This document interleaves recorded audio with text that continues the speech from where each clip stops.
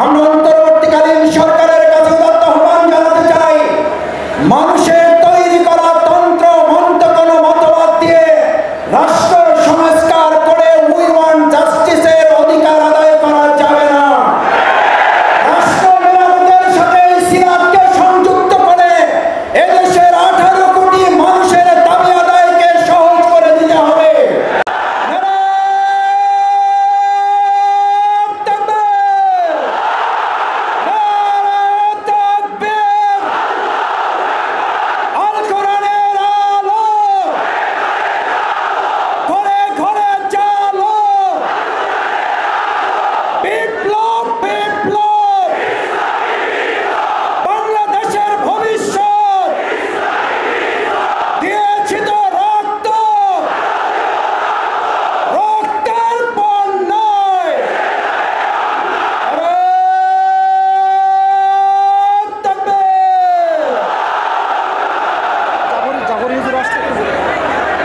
আমাদের মাঝে আমাদের শ্রোতাভাজন আলেম, হাজার আলেমের ওস্তাদ, বাংলাদেশ ইসলামী বিশ্ববিদ্যালয়ের সম্মানিত ট্রাস্টি চেয়ারম্যান জনাব জাফরি হুজুর আমাদের মাঝে এসে উপস্থিত হয়েছেন। আমরা তাকে আন্তরিক ধন্যবাদ জানাচ্ছি। আউযু বিল্লাহি মিনাশ শাইতানির রাজিম। বিসমিল্লাহির রহমানির রহিম। আলহামদুলিল্লাহি রাব্বিল আলামিন। والصلاة والسلام على رسوله الكريم وعلى آله وصحبه أجمعين. لقد كان لكم في رسول الله أسوة حسنة. صدق الله العظيم وصدق رسوله النبي الكريم ونحن على ذلك من الشاهدين الشاكرين. আজকের এই জাতীয় সিরাত উদযাপন কমিটির ঐতিহাসিক আয়োজনের সম্মানিত সভাপতি, সম্মানিত হযরত উলামায়ে কেরাম, সম্মানিত ইসলামিক দলের সম্মানিত নেতৃবৃন্দ, আজকের এই আল কোরআনের বাগানে উপস্থিত তৌহিদি জনতা ভাই এবং বোনেরা, উপস্থিত সম্মানিত সাংবাদিক বন্ধুগণ, আইন শৃঙ্খলায় নিয়োজিত সদস্যবৃন্দ, আসসালামু আলাইকুম ওয়া রাহমাতুল্লাহি ওয়া বারাকাতুহু।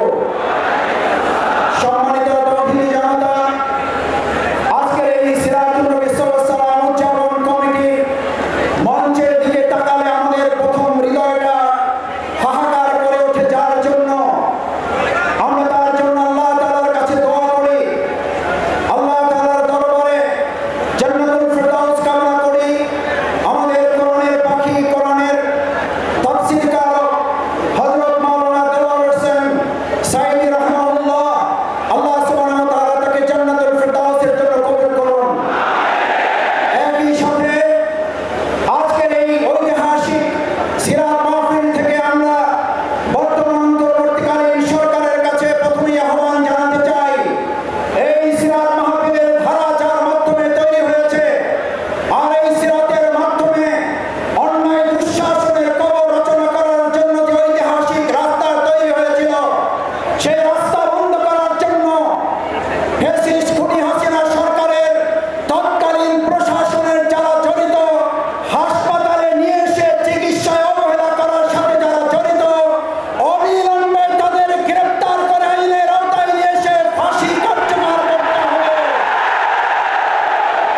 সম্মানিত ভাই এবং বন্ধুগণ, আজকের ঐতিহাসিক সিরাত মাহফিলের প্রথম আহ্বান হচ্ছে, যদি সিরাতের মাধ্যমে দেশ পরিচালিত হয়, এমন এক ঐতিহাসিক প্রেক্ষাপটে আজকের এই মাহফিল, যখন রাষ্ট্র মেরামতের কাজ চলছে, আমরা অন্তর্বর্তীকালীন সরকারের কাছে উদাত্ত আহ্বান জানাতে চাই, মানুষের তৈরি করা তন্ত্র মন্ত্র কোনো মতবাদ দিয়ে রাষ্ট্র সংস্কার করে উই ওয়ান্ট জাস্টিসের অধিকার আদায় করা যাবে না। রাষ্ট্র মেরামতের সাথে সিরাতকে সংযুক্ত করে এদেশের 18 কোটি মানুষের দাবি আদায়কে সহজ করে দিতে হবে। যদি সিরাতকে সামনে রাখা হয়, তাহলে হযরত ওমরের মতো ব্যবসায়ী তৈরি হবে, আর না হলে সালমান এফ রহমান তৈরি হবে। সিরাত